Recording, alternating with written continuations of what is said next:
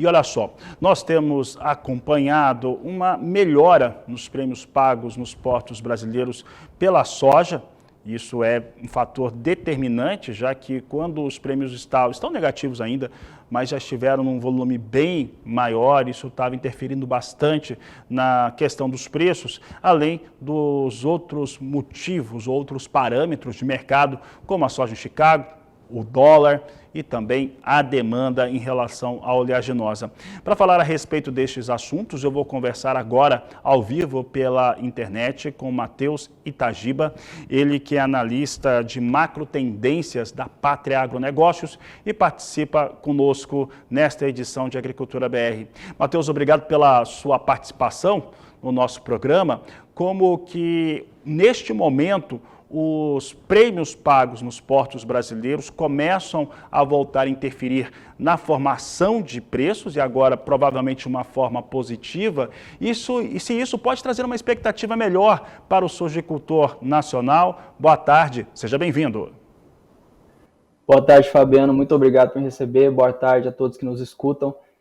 Muito bem falado, Fabiano, em relação à recuperação dos preços, né? Para contextualizar, a gente veio aí com uma derrocada bastante forte, né, dos prêmios, né, em 2023, principalmente devido, né, à grande safra que acabou de ser colhida, né, da soja, é uma safra recorde de 150 milhões de toneladas a ser confirmada, mas também devido ao grande volume de soja na mão do produtor não comercializado. Então, no momento atual, a gente vê que os prêmios alcançaram, né, eles estancaram, né, as quedas, e a gente percebe uma melhora aí para os próximos meses, e principalmente setembro a gente já observa alguns indícios de prêmios positivos. Então, existe sim essa melhora, né? Hoje o mundo já está olhando para o Brasil e a perspectiva é realmente de prêmios positivos ou de uma melhora, de uma negatividade um pouquinho menor daqui em diante.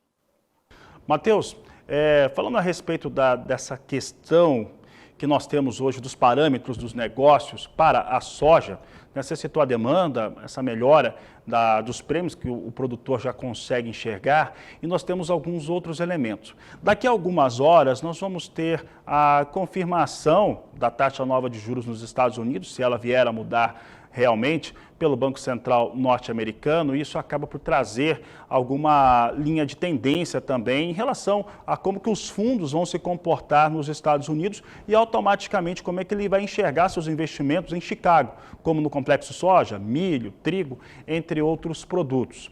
Um outro fator também que é fundamental para se entender os preços e a sua formatação aqui é o dólar, moeda norte-americana, que neste momento vem recuando não só no Brasil, mas na maior parte do mundo.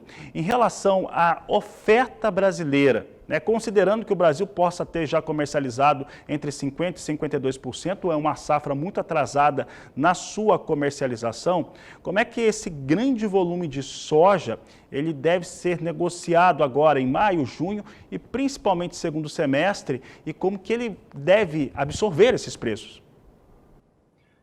Muito bem, muitos fatores aí para a gente analisar, né? A comercialização da soja, ela teve uma aceleração no mês de abril, principalmente devido à necessidade do sojicultor de cumprir seus compromissos, né? Então, a gente tem, como você bem disse, cerca de 50% da soja comercializada, mas são ainda 75 milhões de toneladas a serem informados os preços daqui em diante. Daqui a algumas horas, né, daqui às 15 horas, o Fed, né, o Banco Central dos Estados Unidos, divulga a atualização da taxa de juros e também, muito importante, é o que o Jerome Powell, presidente do Banco Central dos Estados Unidos, o Fed, irá nos sinalizar. A princípio, ele não vinha trazendo nenhuma perspectiva de queda dos juros. E o que isso significa? Isso significa, a princípio, o fortalecimento do dólar, mas agora nós vemos o dólar em queda por causa dos fatores macroeconômicos que a gente tem visto que os números realmente não são bons, da indústria, do comércio, dos serviços, das vendas no varejo. Então, a demanda está caindo de forma generalizada no mundo.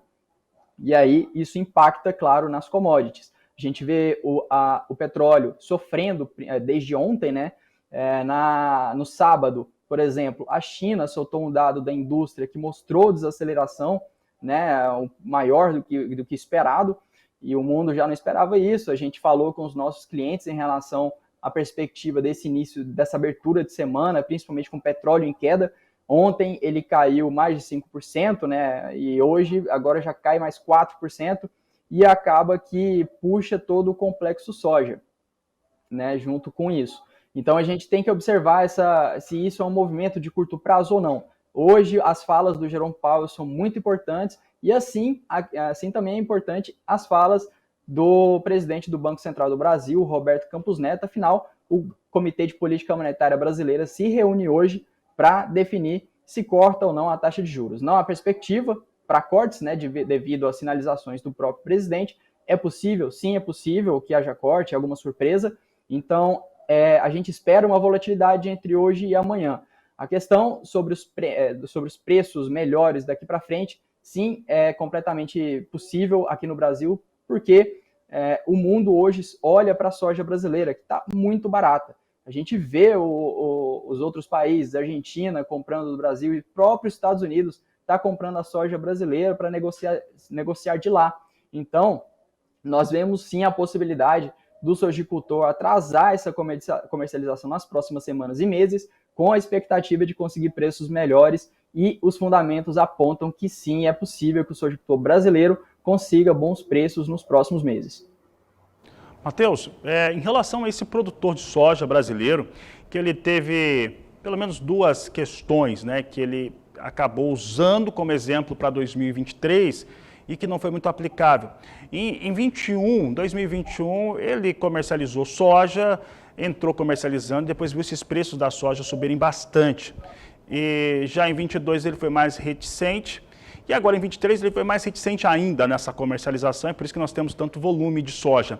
E aí chegou em abril, as contas começaram a vencer, era menos oneroso vender soja do que tentar pegar financiamento, pegar recursos e pagar esses juros. Então era menos oneroso, por isso que ele optou por venda.